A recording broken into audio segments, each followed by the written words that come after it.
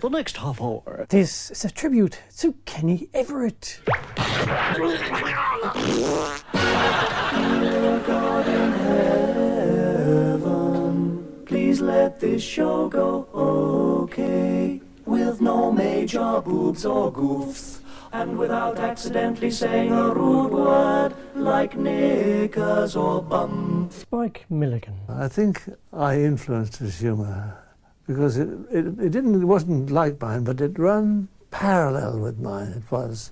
And he was a lifetime joker. He couldn't stop being a joker. That was his métier in life, to be a joker. Ladies and gentlemen, Miss Cupid.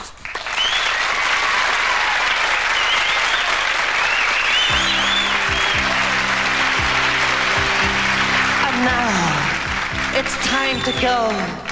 It's time to say, your Cupid's leaving.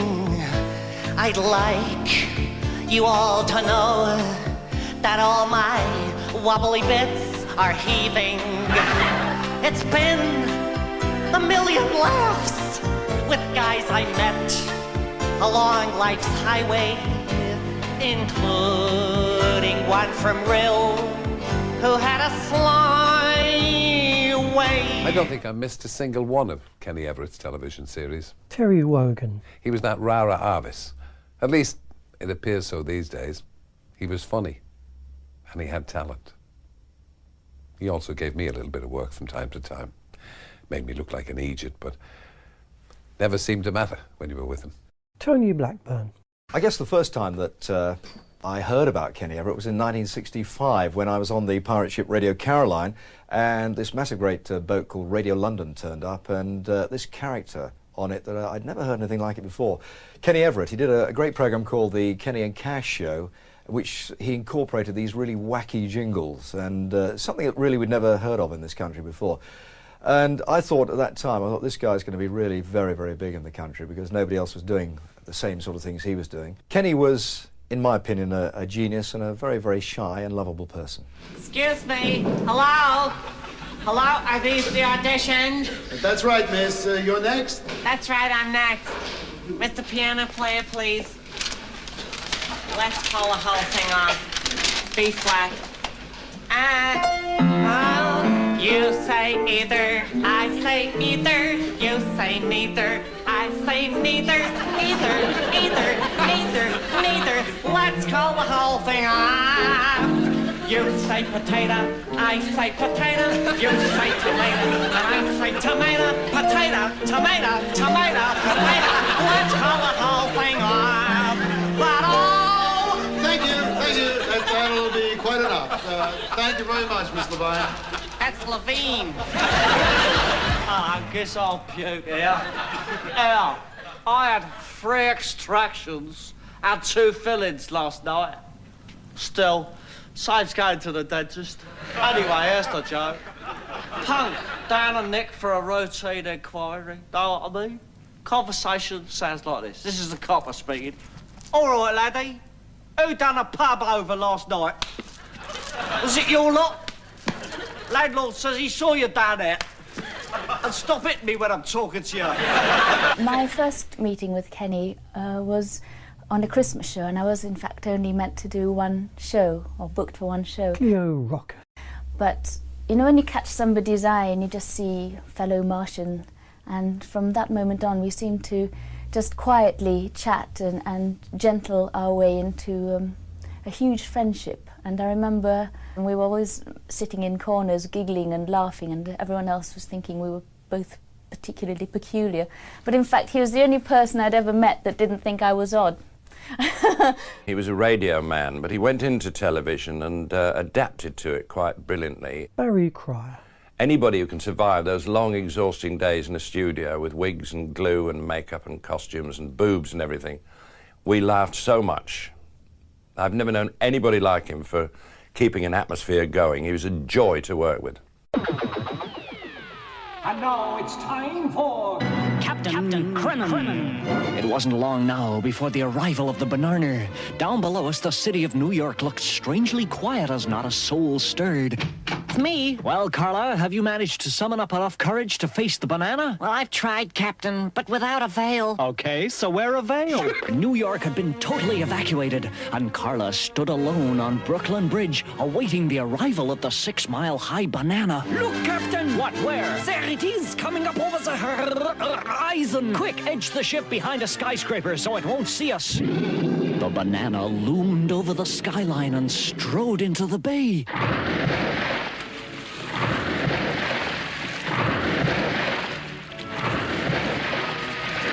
Look, it's stopping. It's spotted Carla. It's moving towards her. The banana came to a halt and leaned hungrily in Carla's direction. It's licking its lips. Quick, lock lasers in position. Lasers in position. We moved slowly into the firing line. Prime photon bullets. Photon bullets primed. By the look on that banana's face, Doc, I'd say it liked Carla. I think Carla likes the banana. Engage Thron Banks. Thron Banks engaged. Quick, Captain! It's reaching down to her! Quick as a flash, I threw the ship into hyperdrive, shot out from behind the building, and fire 1! Fire 2! 2 direct hits. The banana lurched to one side, groaning. Quick, Doc! Home in on Carla and pick her up! Ja, mein Kapitän! With a soul-tearing groan, the banana finally keeled over and fell headlong into the Hudson.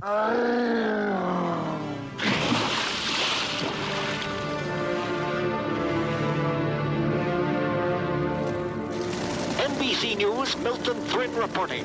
Teams of navvies have been employed to drag the wounded banana to dry land. Then, with the aid of hundreds of mobile tower cranes, take it to New York City Hospital, where a team of surgeons led by Dr. Heinrich von Gitfinger are operating on this weird creature even now.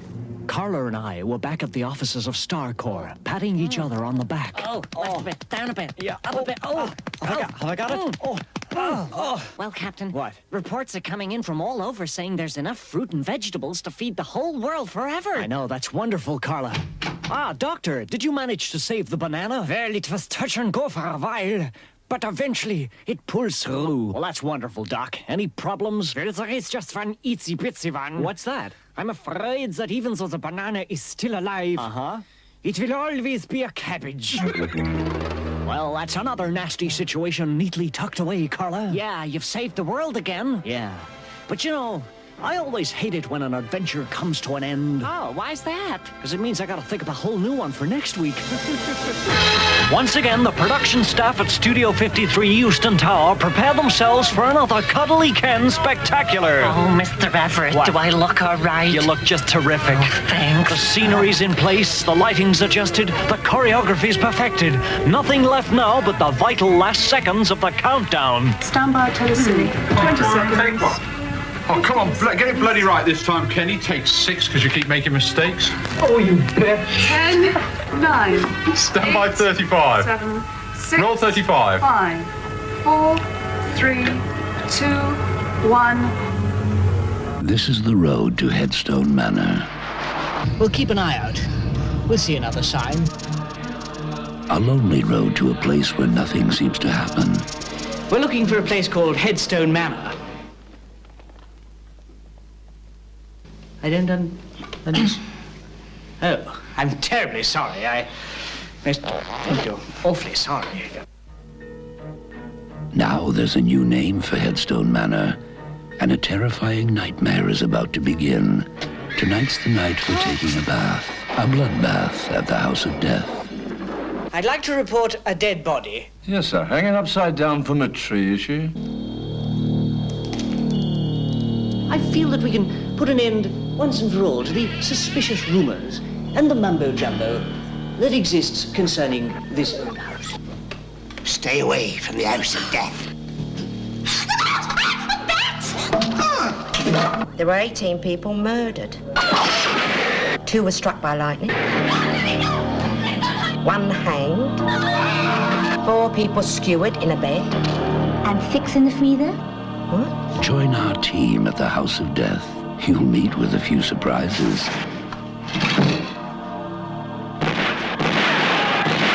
You know, there's definitely something going on here. Well spotted, Lucas.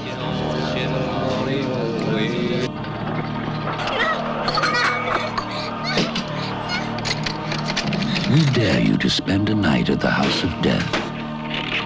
Dinner's almost ready. I'll see you downstairs. You won't be alone. Someone or something doesn't want us in this house. Kenny Everett, It's my interpreter. Pamela Stevenson, and Vincent Price. I don't believe it. 700 years undead, and now this. Oh my God! This is the House of Death! Bloodbath at the House of Death. It took a lot of guts to make this movie. One blew up, one was hanged, two were axed, and six were frozen to death.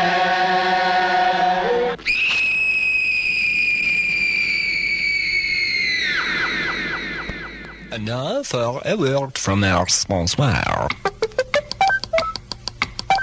Okay, sponsor, your word, please. Right in here. Tea is lovely, tea's refreshing, tea is such a pleasant drink.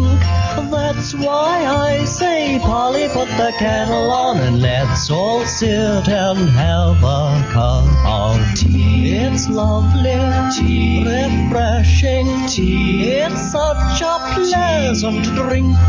Tea, so hot and tea, so comforting. That's why I vote tea.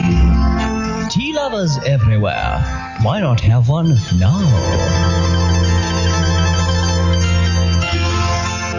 Cheers. Something I'd like to see happen now that the government's decided that fags are bad for us. Fags are bad for you. And I've decided that alcohol makes you feel lousy the next day. Someone should invent a new drug that has no harmful after effects. You can work perfectly well on it, and most important of all, makes you feel permanently fabulous. First news first. Now over to the Giant Tool Company in Hampton Wick, where this new drug is being tested on the factory workers and their wives. Our interviewer talked to the shop steward, Fred Plebb. Well, Fred, how are you feeling about life these days? Life? Oh, I think life's fantastic. I just can't tell you how divine I feel. And how about the strike situation, Fred? Strike? Me strike?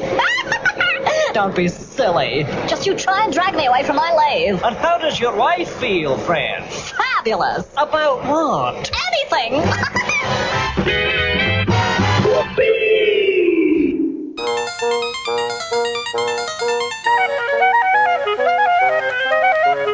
On your radio again comes the strains of Cuddly Ken. Hello there. Does your radio sound like it's been strained through a wet sock full of kippers? Or does it sound like the announcer's got a mouthful of sump oil? Hello? Hello, hello, hello, hello, hello, hello, hello, hello, hello, hello, hello, hello,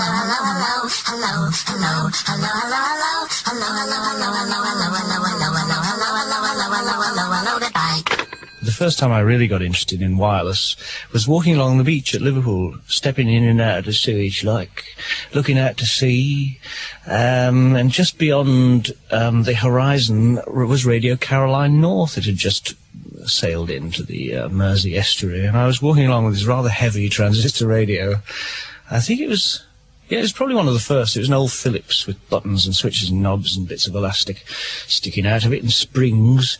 And I was listening to Caroline North and all these guys having a terrific time. They're like, hey, ding, ding, there's a seagull on the transmitter, and playing loads of records and having a really good time. Oh, that's for me. This is Radio London. And the Colgate-Palmolive Request Hour with Tony Windsor. Tony Blackburn. He absolutely adored hoovering, dusting, and in fact at Capitol Gold, where more recently we both worked, he used to keep our studios spotless by having his own special Kenny Everett feather duster, and also he had a spray can as well. He used to spray all the equipment for us, keep it absolutely immaculate. And I can tell you something, now the studio really isn't quite the same as it used to be.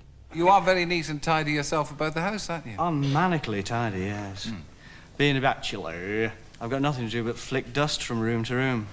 I see a piece of dust coming through the window, I thought, gotcha! Whack! Then it drifts into the kitchen, I'm waiting for it. Do you enjoy all that? Do you enjoy the cleaning up, I must be the hoovering? only person who keeps running into the closet to fetch a J-cloth. I love J-cloths, best invention in the world, because you can clean them afterwards. Gloria Hannaford. My shoulder was in about 15 pieces, very badly out of action, in a sling, absolutely no movement whatsoever. And my agent, who had a female, I hasten to add, who had come the previous weekend to help me with my clothes and give me the tablets and everything, she said, "Sorry, Glo, I'm afraid this weekend it's got to be Everett in the interconnecting room." So I have this lasting memory of Everett virtually in his nurse's uniform, giving me the tablets, tucking me into bed at night and making sure I was all right. I'd like to dunk you in my coffee, spread you on my bread. Dear, when you sit across the table, I'm done like the giant in the fable. Fee-fi, for fun, I'm overcome with a cannibalistic feeling. I'd like to smother you with mushrooms and everything. I claim you'd be a dainty dish to set before a king. Sweetheart, if I could obtain you as part of my daily menu, I'd like to dunk you in my coffee, spread you on my bread. He'd like to dunk us in his coffee, spread us on his bread. We wish that we were in the highball going to his head. Sweetheart, if I could obtain you as part of my daily menu, I'd like to dunk you in my coffee. Kenny Everett wasn't a genius. He was a brilliant, brilliant original. Some would say that he was foolish, foolhardy. I'd say he was brave. Brave in his professional life and brave in real life.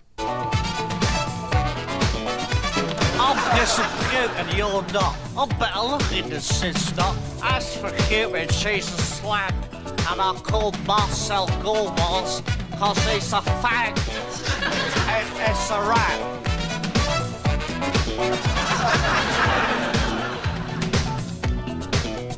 What? I'm getting puke and I don't care. People say I dye my hair. I just say mind your own business and then I'll nut 'em. Cause what's it got to do with them anyway? It's a rat. And now it's time for Great Moments in History.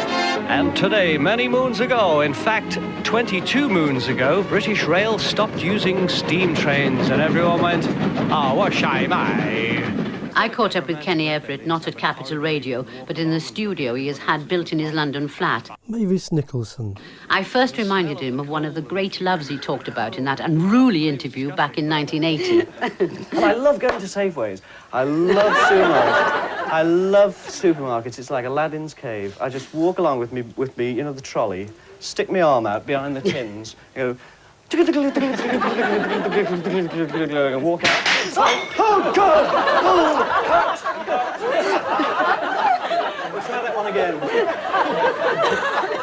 You walk out with 200 tins of ambrosia creamed rice. You see, Kenny Everett, what was that, 10 years ago, 9 years ago we did that wasn't last I funny program. in those days, babies? It's still funny, It's Kenny all finished Everett. now.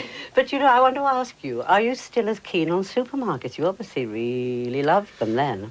I love them now. They're Aladdin's cave. I adore supermarkets. It comes from not being able to eat in Liverpool when I was a child. We had ration books. And it was like my mother used to say she'd buy a piece of fruit and put it on top of the telly, which is exactly the place not to put your fruit. She put it like 3 bits of old orange and a banana, and she'd stand back and look at it and go, ooh, and rearrange it from time to time. And she'd say, as I went to take one, she'd go, oh, no, leave it, and it'll still be there tomorrow. So now I adore supermarkets because you can run in there, and the groceries are quite cheap, actually. Compared to a West End meal for 3, which is about 100 and something, outrageous. £100 worth of supermarket gunge, I mean, it could last you a month. Not if you've got a family, Kenny Everett. I don't think many people would think it was cheap to buy food in Britain today. Okay, I take Not it really. all back. Take it all back. But, you know, if you go to a supermarket, aren't you recognised then? Oh, yes, yeah. I think that's why I'm rather fast with the trolley. I've become a trolley expert. So you're shy, really, right? Yes. Right. So do you like your fame, or is fame the last thing you almost wanted? No, I hate it. I made the great mistake of, when I was very young, of thinking it was a great idea to be famous. And it's not. The people who have the best deal are writers, because they have all the money and the feeling of satisfaction over having created something artistic. And they don't get bothered in the street, you know? I mean, who knows what Hammond Inns looks like except Mrs. Hammond Inns? But when I've got a hangover, which is most of the time, and I'm walking down the street thinking, oh, God, take me now, there's usually some lemon comes out, oh, look, you're him, aren't you? You're him. Here, Doris, it's him. And they hold on to you while they've got you, you know. So, bring the kids. And you're standing there, you're cracking visibly. You'd miss it. I'd miss the fame. Would you miss the fame? No, I don't think so. Nah. Have you been on Australian TV? Clive James. On and off within about 30 seconds is what I decided there. I went on this Australian show to talk about this movie I'd done. And I'd never met the guy before, you know, the interviewer guy. And apparently he was like the Parkinson of Australia. And I went on, and he went, ladies and gentlemen, it's Kenny Everett. And I went on, and he had a wig, a very noticeable wig. You know, it sort of sat there like a dead rat, slowly revolving. I went on, and I went to shake hands with him, and it was screaming, I am a wig!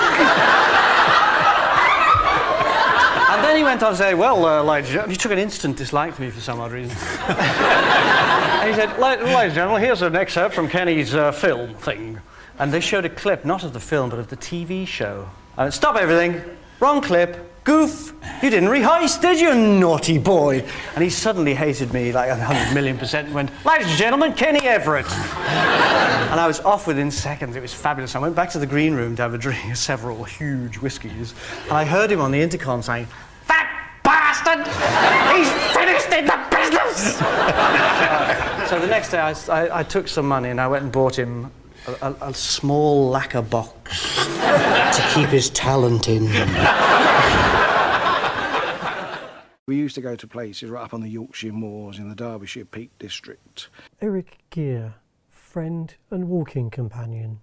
Exmoor, Dartmoor, away from crowds, because he actually hasn't come out anywhere else. He loved the countryside, the moorlands, and he would actually, if he saw a beautiful valley, we'd come out over a hillside, and he would often sort of speak to God. He would say, well, that's brilliant, God. He said, I'm going to give you 9 out of 10 for that scene. Just an ordinary chap who gets around his business. Ordinary chap who used to be a priest for 10 minutes.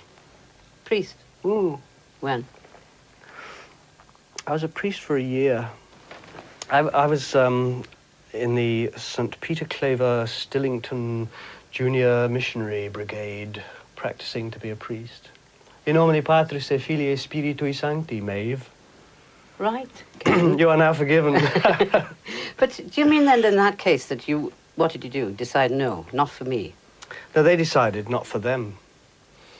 Because I had all sorts of funny little ways, like I used to steal stationery because I was a prodigious drawer. You know, there's nothing to draw on. So I used to steal stationery and other things. Not steal other things, but did other naughty schoolboyish things. Like we used to burrow our way down into the cellars and steal altar wine. We were only about 13 years old. It seemed too good to miss. But apparently that's a heinous crime. And what I didn't realize is the people I was confessing to owned the place. You know? The guys that took my confession actually owned the place, so I was really scuppering myself. So are you still religious? Only in my own funny little way. I deeply believe that there is somebody up there that's going to scoop me up after all this is over. And take you into loving arms into heaven? Something like that, maybe. Something like that, right. We were once high up above Dovedale, and we were leaning on a fence looking down the valley, and he said to me, he said, hey, this is great. He said, you know, God must have planned this place, or he said, this is what heaven will be, won't it? So I said, probably. He said, shall we be buried here? He said, shall we make it? I said, well, let's wait 50 years or so before we do, and joking. And he said, no. He said, I could actually see myself, and I would quite like to be buried up here. I said, well, you can't dig a hole and bury yourself. He said, but ashes could go there, and in fact, we did. There was so much love on his funeral. I don't think I will ever experience anything like it again. To see all those people, all those presenters, all those faces who said, we loved him, he was brilliant. And it must have meant such a lot to him. It really must. Because I firmly believed in the church he was still going to pop out of the coffin. I just thought it's going to be another sketch. It's just going to open any minute and he's going to say, hello, it was all a joke.